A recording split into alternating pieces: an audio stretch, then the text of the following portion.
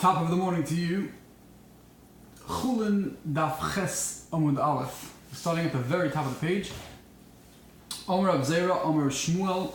Abzera said in the name of Shmuel, Liben Sakin. If you heated up a knife, you stuck a knife into fire, you heat it up, but it's fully red hot. And then you use the knife to slaughter an animal. Shchitas Akshera, he says the slaughtering is okay because chiduda is kaidam libuna, and you can't burn through the neck of an animal and it's a kosher shchita. But he says that the reason why it's okay is because the sharpness of the knife comes before it burns it. What cuts through the knife is the sharpness. What cuts through the neck is the sharpness of the knife before the knife actually burns the neck. Asks the Gemara, even though you told me that the sharpness comes first, but after you cut a little bit, the sides of the knife hit the top. The sides of the knife hit the kaner, the veshet, the two simanim, the esophagus or the trachea, on the top of the knife and on the bottom of the knife. They start burning, and it creates a hole in the veshet. It can create a hole in the esophagus, and any hole in the esophagus renders the animal treif, even during shechita. And so, very nicely, you want to tell me that the sharpness of the knife is what's actually cutting open the esophagus and the trachea, and therefore, at the beginning, maybe it's a good shechita, but after the knife already hits, the sides of the knife hit the esophagus, it's already burning it off, so it should be a problem. The Gemara says, what happens is that when the sharpness of the knife slices open the esophagus, so then the sides of the knife aren't really hitting the parts of the esophagus above and below where you sliced, because it's sort of because it's taut, because the esophagus is very taut. So when you slice it, it springs back, and the knife is not really touching the esophagus anymore. Ibailahu asks the Gemara,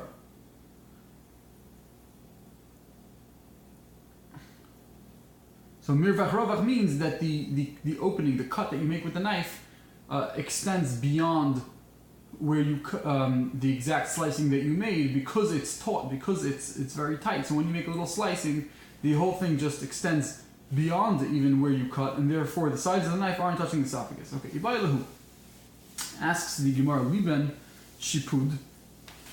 Let's say someone stuck a spit, basically a metal stick, and he stuck it into fire, and he made it really, really hot, and then he hit someone with it. So that bruise that he was hit with this burning hot metal rod, mishum shchin nidon, is it considered shechin, or mishum michva nidon, or is it considered a michva? What's a shechin and a michva? Shechin and michva are different types of tzaras. There's seis, there's sapachas, then there's shechin and michva. Shechin is like a boil, michva is a burn. So we want to know if essentially he had both a bruise and a burn, because the metal rod hit him hard, and that causes a bruise, and at the same time it's hot and it causes a burn. So we want to know whether we render his bruise just a bruise, or even considered a burn, a shchin or a michva. The Gemara asks, what is the consequential difference between shchin and michva? What's the difference? What is a shchin and it's a michva? It has the same halachas, no? So who cares? The Gemara says the chidetani. The Gemara is going to bring a series of brises to teach till we get to the nafkamina, till we get to the consequential difference. The chidetani, shchin u michva, both shchin and michva are mitamin v'shavua echad. Both of them we have 1 week to decide whether the person's tummy or not. If it spreads within 1 week, it's tummy. If within 1 week it doesn't spread, he's not tummy. This is in contrast to se'es and sapachas, other types of tzaras that we wait 2 weeks until we decide. B'shnei simonim, and also shchin and michva can only become tzaras with 2 signs: b'sa'ar lavan, with white hair. White hair means that it's impure, that it's full tzaras, of the pisyon, and when it spreads. The lam mechilkan akosov, and how come the Torah separated, meaning made 2 different categories, one for shchin and one for michva? she'ein mitztarfen zeim zeh, to tell you that if you have shechin and mikvah of only a small amount, they both do not come together to render a full amount of tzaras needed to be mitame.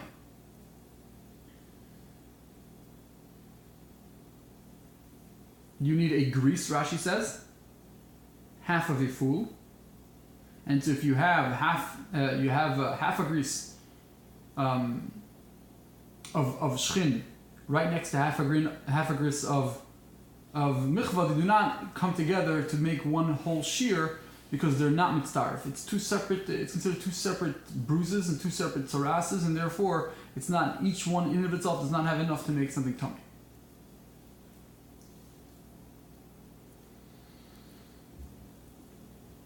Vitanya, and we learned in our brayso, ezehu shchin ve'ezehu mikvah. What's the difference between shchin and mikvah? What is the exact definitive difference between shchin and mikvah? Laka be'etz be'evan be'gefes. If someone was hit be'etz with a stick or be'evan with a stone, be'gefes. Gefes is the remnants of olives that you pressed for oil, and somehow it becomes very hot. The remnants, all the leftover olives become very hot. And so if you became bruised because of the heat of that, of the gefes, or bechamei tveria, or you burnt yourself in the hot water springs of Tveria. Uv'chol davar shelo bo machmasor, or you hurt yourself in anything that does not come because of a noticeable fire. Even though something might be hot and it might burn you, but it's not there because of a fire. So therefore it'll be just like an eitz or even, and that'll be considered shechin. Now, when the Brisa says b'chol davar shelo bo machmasor, anything that comes that doesn't come because of fire, that's la'asuye aver mi'karei. That's to include lead if it comes from its source. It's also hot. When you take it out of the ground, it comes from its source. That's what it means from its source, and it's also hot. And if that causes a bruise, that's also not going to be considered mikvah. It's going to be considered shchin. Why? Because it didn't come from an actual fire. Mikvah, be'ezu mikvah. What's mikvah is mikvah b'gacheles. If someone got burnt from a coal, so that came from a fire, or beremetz. Remetz is also burning ash. Besid is lime. Besid reiseach, with burning lime plaster. Begafsis is another type of seed. Reiseach, also burning. All these things. Chol davar haba machmasaur. Anything that comes because of fire. L'suye cham or to include hot water that was heated up by fire. Zuhi michva. That's considered a michva. Vitanya, and another brayso teaches us shchinu michva. If you have shchin and michva, if you have both in one place, meaning if first you got shchin and then a michva, im shchin kaidem lemichva, if shchin was first before the michva, then batel. Bitel michva is a shchin. So then the michva, the fact it becomes a michva and it redefines the shchin. So now you have michva. The michva kaidem is shchin, but if someone was first burnt with something that came from fire and then was bruised with something that doesn't come from a fire, shchin, so then bitel shchin is a michva. So we always go by the latter thing. V'hacha hechidami. What is the case over here? That we're going to have a consequential difference in nafkamina between, in this case, where someone, again back to our case where someone hit someone else with a metal rod that was burning hot. So it's both a bruise, and it's both a bruise that comes because of the metal, just because it's like as if it's eights, right? It's just a bruise, the sheer force of hitting a stick on someone, and in addition, it's also coming from the heat of the fire. The heat of the fire also is burning him and bruising him, and therefore we want to know which one it's considered. So now we're going to find the difference. The hachan over here, hechidami, what's the case? He had half a grease, half of the shear of shechin. Me'ikara. Originally, that's what he had. He has now on his skin a chatzi grease of shechin, the liben shipud, and then someone heated up a shipud, a skewer, v'hikaba and hit him. V'nafak be'chatzi grease acher. And then he had what came out was another half a grease. So together you have a full grease. So now the question is this: My chabota kodim, was the hitting? Did the actual hitting of the stick come first? Do we look at it as if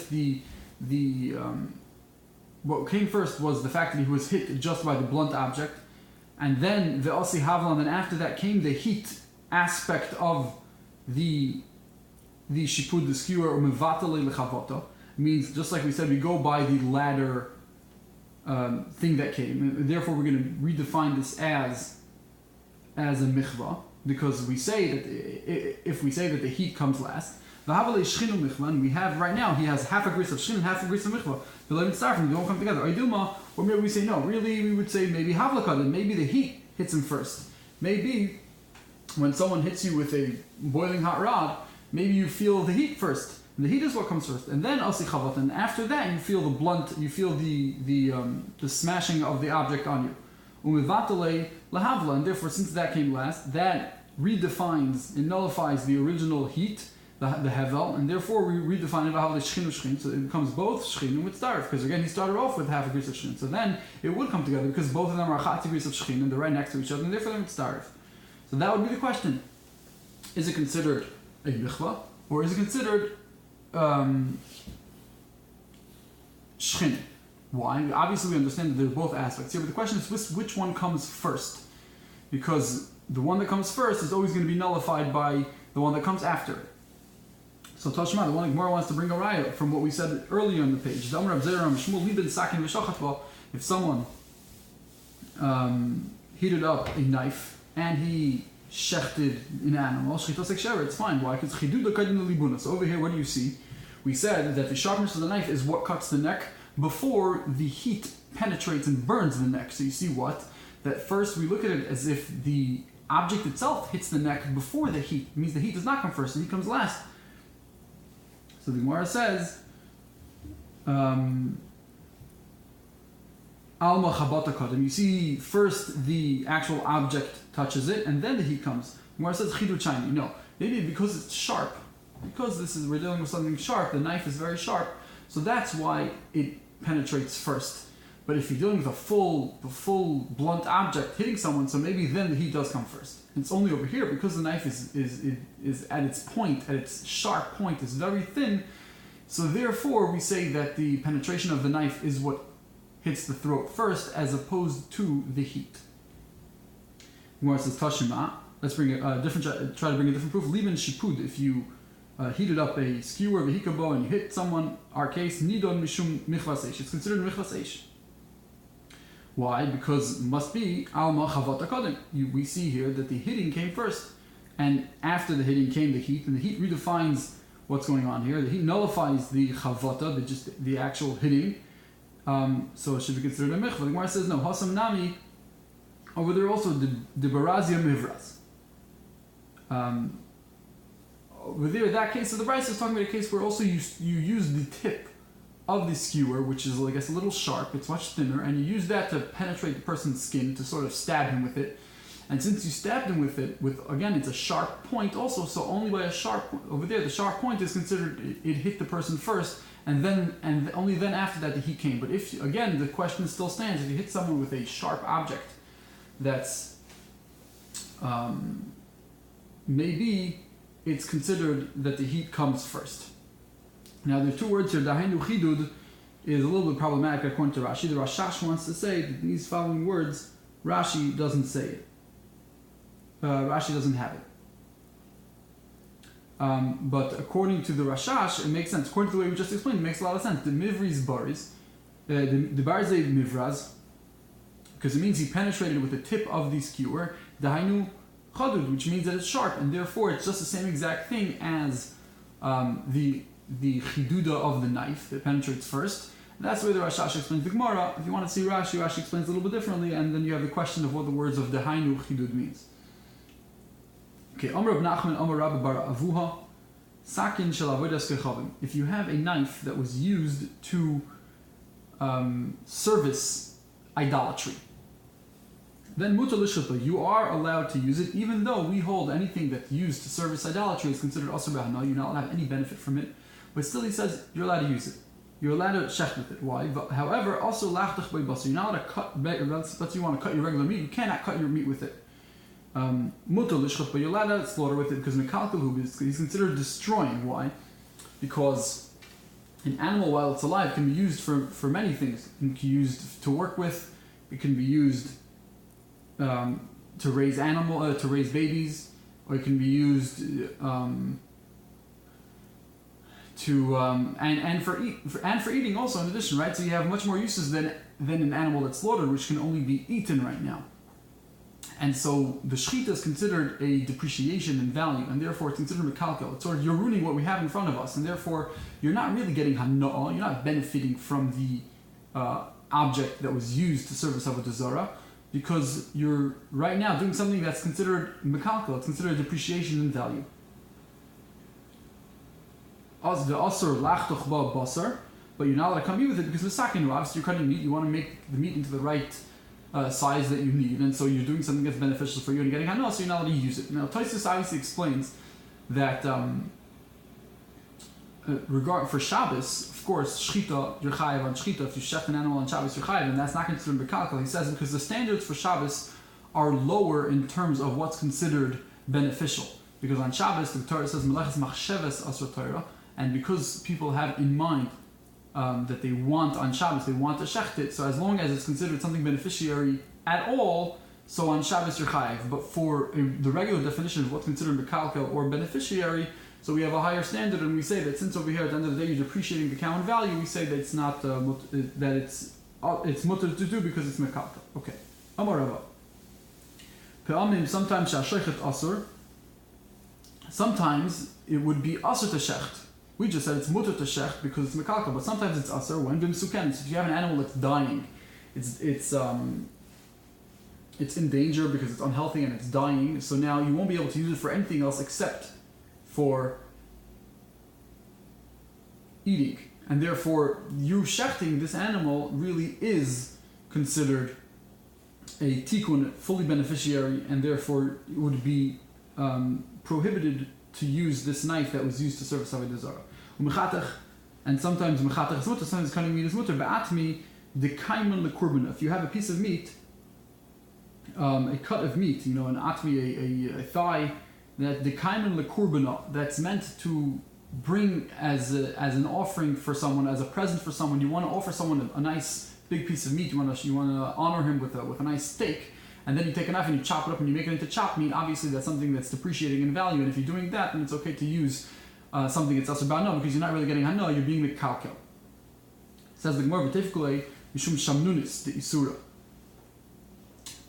It should be asur to use, even if you're cutting, you should not be able to cut meat with it, even if it's considered mekalkel, even if you're making it into chopped meat, it still should be considered asur to use because the fat, the grease that's on the knife, because it was used for animals that were asur, it was used by non-covenantal or non-kosher foods. It was used for an animal that was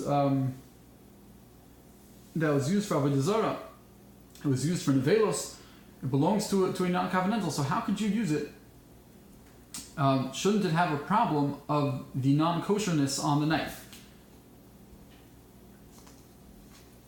Rashi says the non-kosherness that was even swallowed into the knife. The non-kosher material that was absorbed into the actual knife. So how could you use it? It says the Gemara b'chadosh. We're talking about a brand new knife. Which was never really used. Asks the Gemara, b'chadasha, if it's brand new and it wasn't used, and therefore it does not have anything absorbed into it, no iser absorbed into it. So bein Rabbi Shmuel, bein Rabbi Akiva, whether according to Rabbi Shmuel and Rabbi Akiva, mishamshe avodas kechavim, the things that service in idol, hein umshamshe avodas kechavim.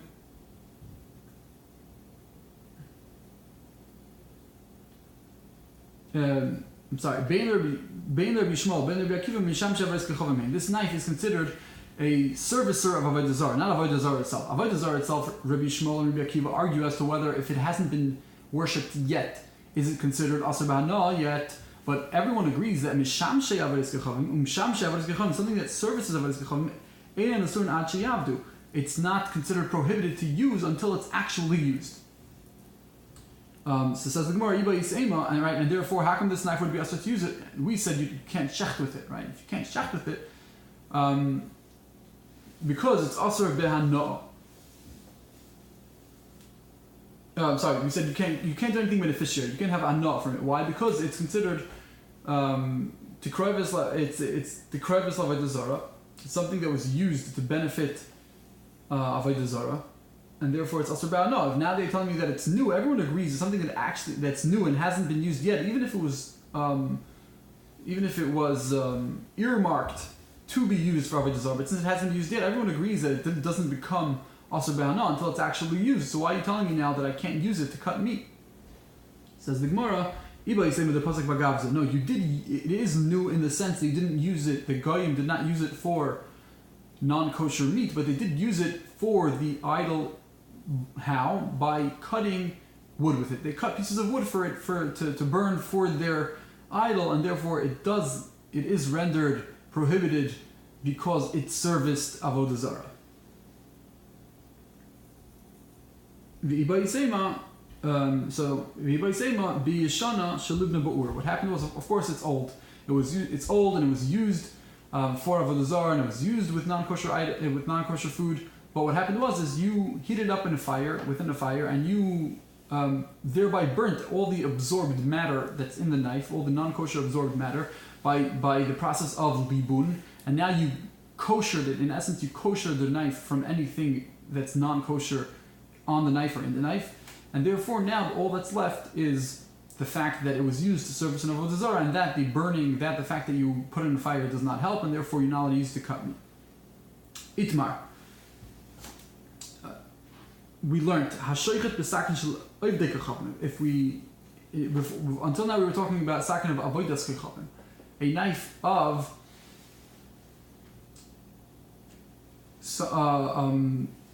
that was used for idolatry. Now we're talking about it not necessarily was used for idolatry, it was used by just a non-covenantal, someone who's not a Jew, a non-Jew. Rav Omar Koilef. If you use that knife to be shoichet, ha-shoichet b'sakin shel v'cham, Rav Omar Koilef, so the place where the knife touched the neck of the animal where you slaughtered, you have to peel it away. Rabbi Barachana Omer Mediach. Rabbi Barachana says no, all you have to do is wash it off. You don't have to peel it off. He says maybe we'll say this is the machlekes. The Marav or beis hashchita roiseach. One holds that the place of shchita, the beis hashchita, the house of shchita, the place where you slaughter, becomes very hot because the blood is hot. So he says it's considered even to the point that it's considered boiling, and then the meat, the knife that has that non-kosher food was used with will give the beis hashchita, will give the place the meat that is on the neck at the place of shchita will absorb from the knife something not kosher because it's hot, and heat helps the knife purge what's in it into the animal. Because it's hot, the meat will absorb, the meat of the beis hashchita will absorb from the knife, and therefore it's considered, therefore you have to be koilef. Therefore you have to peel away that layer. Umar Savrar and it's the opposite. Mar Savrar beis hashchita reisei. One holds it's cold and therefore all you have to do is wash it off. Mar Savrar, one holds beis hashchita reiseach. Okay, it's a question of what's the order. I'm not sure what's the difference. Okay. The Gemara says, "Lo, the kula alma beis hashchita." Maybe no. Really, everyone agrees that it's reseach. Everyone agrees that really it is boiling. Mandam or koilef, the one who holds you, all you have to do, you have to peel it off shapir because it's hot. Because it's hot, so then there is an absorption into the meat from the knife. Uman Domer Mediach, the one who says all you have to do is wash it off. ID, the treaty simanim lefukei dam. He says even though it's hot, it doesn't make a difference. ID, since the simanim, meaning the esophagus and the trachea, are busy. They're very busy. Lafukei dam, expunging blood. They're very busy letting blood out. Loi ba'ali. They can't. It can't. The process of it absorbing from the knife is not going to happen because it's like a one-way street. Things are only going out. Nothing's coming in. Some say that everyone agrees that it's cold. Manda Omer Mediach, the one who holds that that all you have to do is wash it off. It makes sense because everything's cold. There's nothing being absorbed. Manda Omer Koilef, the one who says you have to actually peel it even though it's cold. So if it's cold, nothing absorbs. No, he holds agav duchet sakina because the knife, when you take the knife and if there's grease on the knife from the non-kosher food, so what happens is because the knife you use pressure and it's very there's a lot of duchka, which means a lot of push. So because there's a lot of friction between the knife and the animal itself, and that's going to allow the shamnunis, the grease from the knife, to go off onto the animal, and therefore he holds, even though it's cold, you still have to peel away a layer. Okay, now the Gemara is going to discuss a sakin treifa, or sakin sheshochat ba treifa, sakin that you shechted a treifa with. Now, what's these? You shechted an animal, and you found out that it's treifa. So now the question is, what's the status of the knife? Pligi bo Rav Acha v'Ravina. There's a machlekes between Rav Acha and Rav Ravina. Rav Chamin one says you have to kosher the knife with hagala. You have to take a pot, boil water with it, and stick the knife inside in order to get rid of what was absorbed into the knife from the treifa animal. The Chadomar b'tzayin. He says no, all you have to do is wash it off with cold water. V'hilchasa afilu b'tzayin, and the halacha is that we hold you can wash it off even with cold water.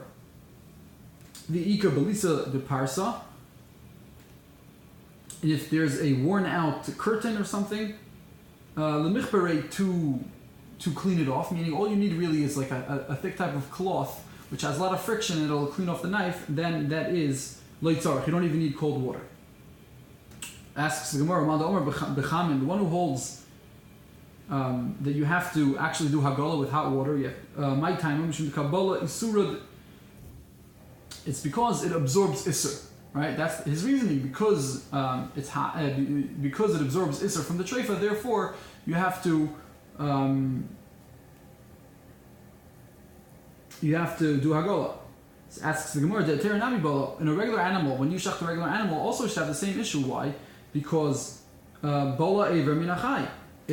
Before you actually shach the animal's still alive. So it's also to eat because of Ever Menachai, a limb from a live animal. You're not allowed to eat a limb from a live animal, and therefore it should be considered asur. Even a regular animal, the knife should become not kosher because it absorbed from the Ever Menachai. Says the Gemara, Amos Bala, when does it absorb from the animal? Lichi Chaima, when it gets hot, when the heatness of the blood heats up the knife. Amos Kachaima, when does it get hot? Lichi Gama Shchita. It only gets hot once the shchita is over, it's finished. Hahi shaita heterahava. Once the blood comes and makes the whole area hot, it's already dead. And once it's dead, there's no isser ever minachai, and therefore in a regular case it's not a problem. Only in this case, it's a problem because it's treifa. Okay, Amar Bida Marava, Tabach Tzorach Shlish Sakin. A butcher, a sheikhet needs 3 knives. Achas sheikhet, but one that he shechts with, and achas shemechatach b'basar, one that he cuts meat with, achas shemechatach b'chalav, and one that he cuts chaylev with. Chaylev is fats that are also to eat.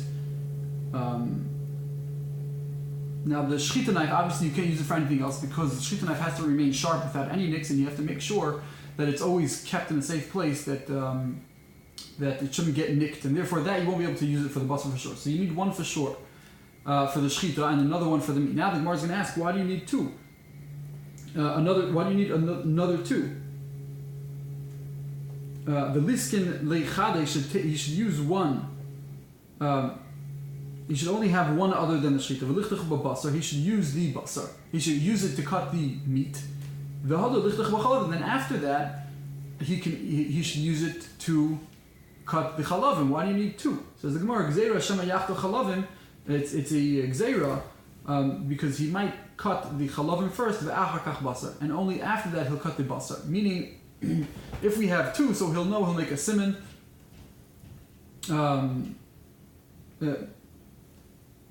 But if he would have 1, then his 1 he might use it to cut chaylev, and then all the fats which is prohibited to be used will be on the knife, and then he'll use the cut basar, and it's a problem. Says the Gemara, Hashta Nami Michlaf. Maybe even now also he might switch it around. He might use a different knife. The one that's supposed to be for chaylev, he'll use for basar. The one for basar is for chaylev. Gemara says, Kevin, that's truchinu trei. Since you required him to have 2, so isla heker, he's going to make a sign on the knife that he'll know exactly which one is which, and he won't get mixed up. The Omer Yehuda Marav Hatabach Tzarich Shnei Kelim. A tabach needs two vats shel mayim of water. Achas shemediach bo es ha shemediach bo basar, one that he washes off meat. V'achas shemediach bo chalin, one that he washes off the fats. Again, you don't want the fatty water to go onto the kosher meat. It's going to make it unkosher. Let's let him have one v'nediach bo basar, and then he'll wash off the meat first, v'hadar nediach by kelim, and then he'll wash off the chalavim. That's not a problem. The Gemara says again, gzeira shema yediach chalavim v'achach basar. It's gzeira because he might first wash off the chalav, and then that water he'll use to wash the basar, and it's a problem. Maybe now he's going to anyway mix up the vats. Says the Gemara, that's not a chashash. Since you required him to have two vats, again he's going to make a sign. He's going to make a sign. He's not going to get mixed up. Okay, Amar Amemer Rishmei Rav Papa. Amemer says in the name of Rav Papa, Loi lischayf inchi. A person should not drag kafli. Kafli is the flank of the animal. The part in between the hips and the rib is called a flank, and that part, the Torah says, there's chaylev on that, which is not allowed to be eaten. So you shouldn't drag that ilui bisra and put it on top of meat. Let's say you put it in a sack. You're traveling. You shouldn't put this flank that has the chaylev that's also to eat, and you're going to put it on top of regular meat. You shouldn't use it. The doiv, you shouldn't do that. Why? Because the doiv tarba, the fat is going to zav. Doiv means is from the lashon of zav, which means it's going to drip. It's going to get a little hot because you're dragging it around, and it's going to drip into the meat itself, and therefore you shouldn't do that, because then